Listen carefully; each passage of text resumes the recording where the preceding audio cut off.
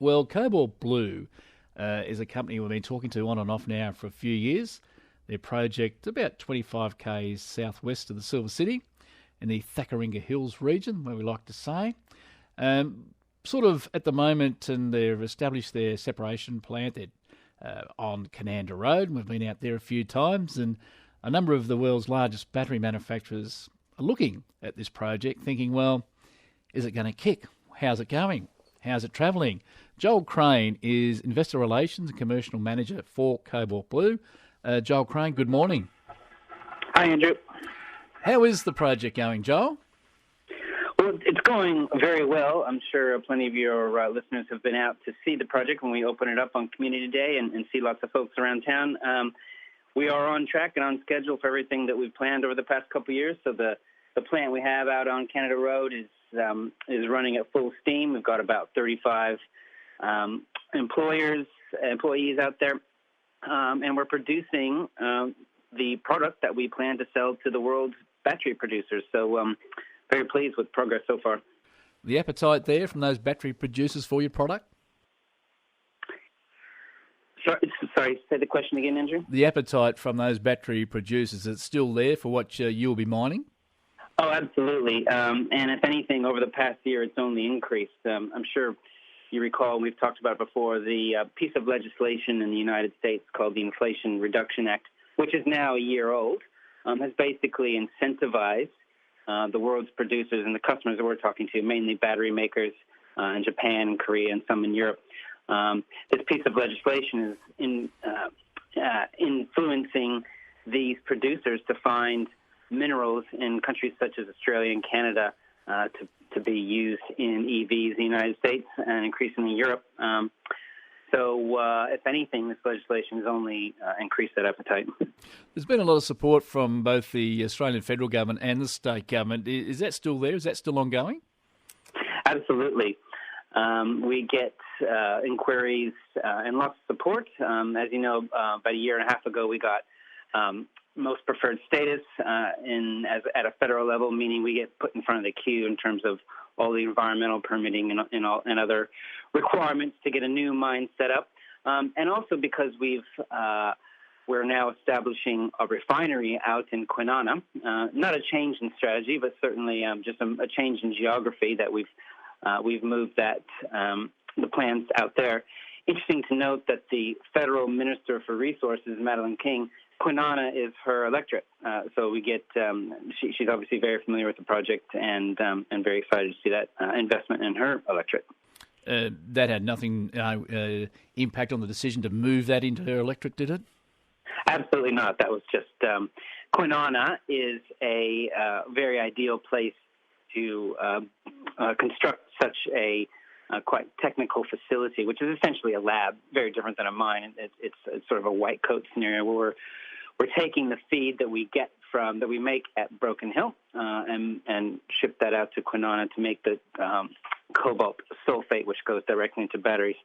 The reason we chose that area is because it is a well-established industrial park, and also 60% of the cost of producing this project is chemical inputs, and this is the chemical hub of Australia, so it really makes sense to build that type of facility there.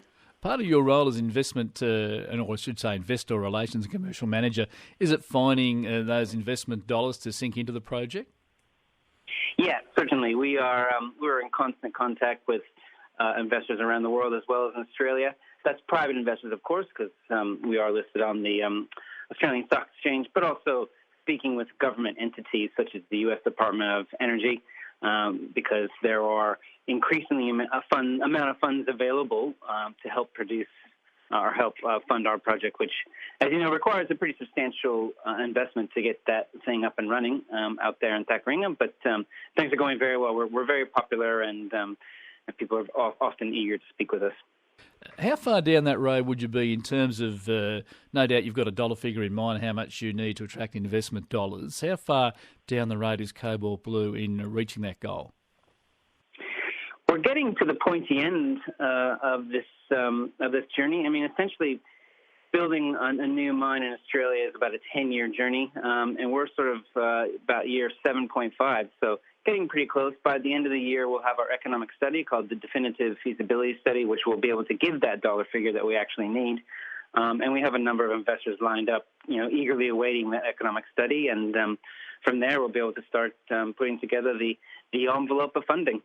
Has it been frustrating? You said that a 10-year journey from, the time you actually think, well, hey, there's something here in the ground until you actually start producing. That journey, is that longer than other countries? Or it just seems, we get used to it living in a mining community that 10 years, 5 to 10 years is what it is. But is that at times a frustrating process?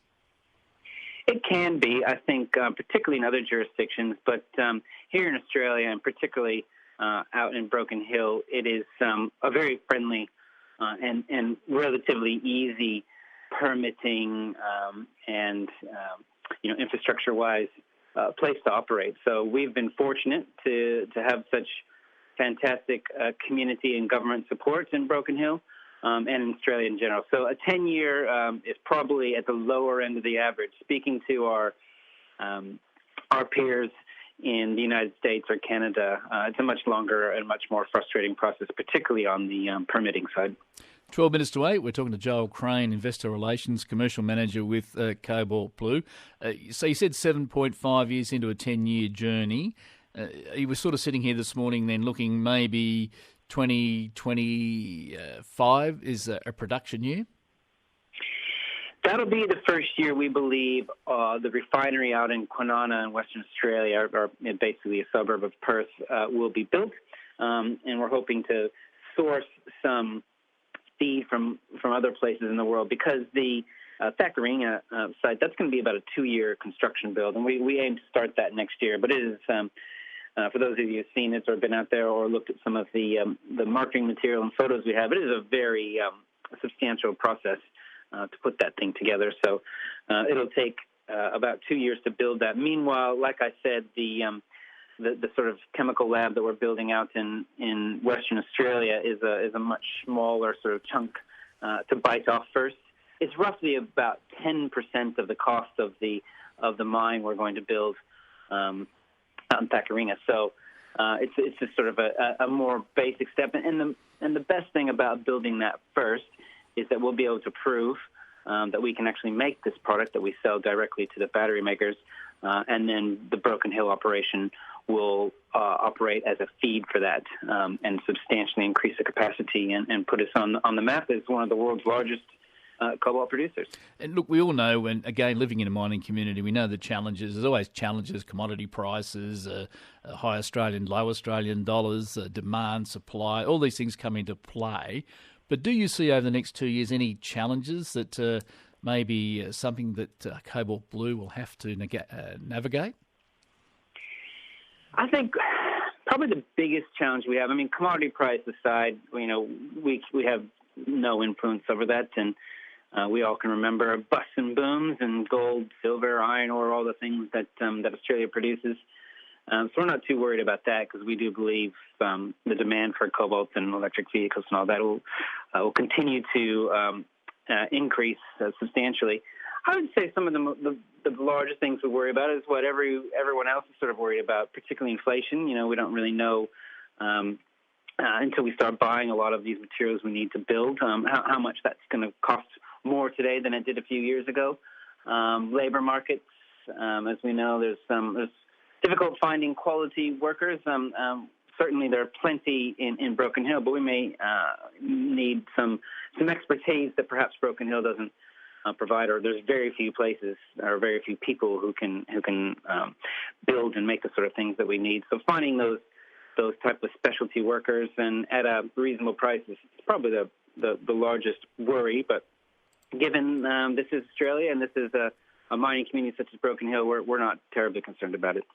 And I've got to put this one to Joel Crane, because every time we speak to exploration companies or budding mining companies and people listening this morning and thinking, right, you've explained in great detail a lot of the things they need to know, just in terms of a workforce in a construction and production phase. Has those numbers altered much? No, we're maintaining the same sort of number we've said over the past couple of years, although, like I said, we have the giant economic study coming out at the end of the year. But we think it'll be somewhere between 300-400 at a time for the construction phase out there at Takaringa.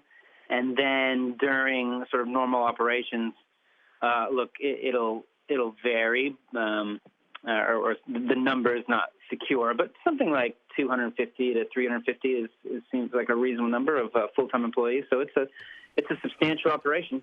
It certainly is. Look, Joel Crane, we appreciate your time this morning. And as I said, people love to be kept abreast of what's happening with these projects in and around the Silver City, and Cobalt Blue is certainly one of those blue chip ones. Thank you. Very happy to do it. Thank you, Andrew. He is Investor Relations and Commercial Manager with Cobalt Blue. Yeah, and as I said, living in a mining community, we know these days if somebody puts a shovel in the ground and finds something, well, production, think 5 to 10 years at least.